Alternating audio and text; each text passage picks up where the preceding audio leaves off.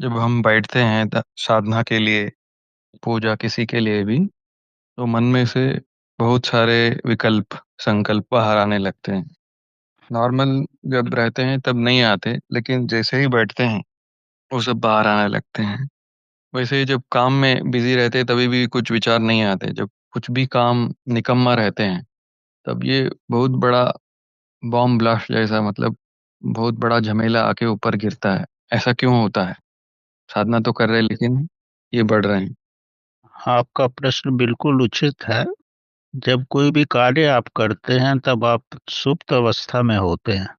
आपकी सारी शक्ति कार्य में ही लगी रहती है। आपको ना बाहर का दूसरा कोई आभास होता है और ना ही अंदर का कोई दूसरा आभास होता है। लेकिन जैसे ही आप साधना में बैठते हो, ध्यान में बैठते हो या पूजा पाठ में बैठते हो, तो आप प्रकाश में बैठ जाते हो। थोड़ा प्रकाश हो जाता है। वो जैसे ही प्रकाश होता है, आप अंधकार से प्रकाश में आ गए हो। और जैसे ही प्रकाश में आते हो, तो जो कुछ भी सामने है वो दिखने लगता है। जैसे ही आप ही अंधेरे से प्रकाश में आओ अपने कमरे में, तो आपको अपना कुर्सी, पलंग, टेबल, पंखा सब नजर आता है ना।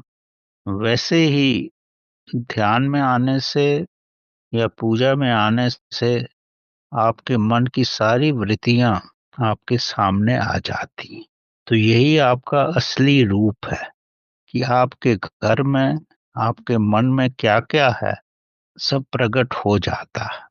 तो आप स्वयं ही समझ सकते हो ये स्वाभाविक है। आपको सब आपके सामने प्रत्यक्ष हो जाता है। तो इसमें कुछ अनुचित नहीं है। ये उचित ही है ये जानना कि आपके अंदर क्या है।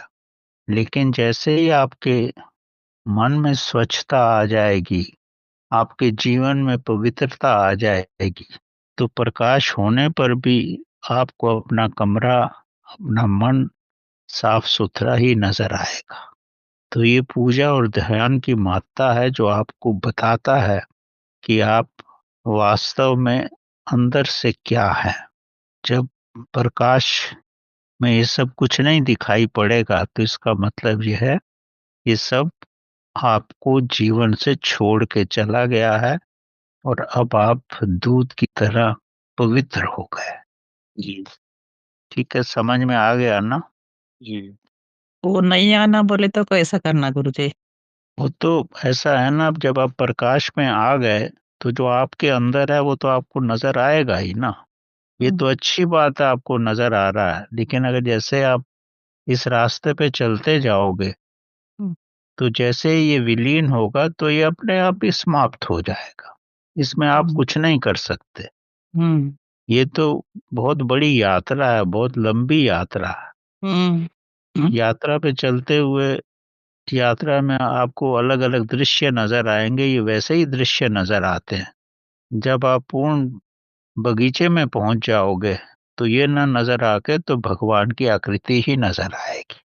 तो इसमें कुछ विचलित होने वाली बात नहीं है। जब अवस्था वो आ जाएगी तो सब कुछ स्पष्ट हो जाएगा।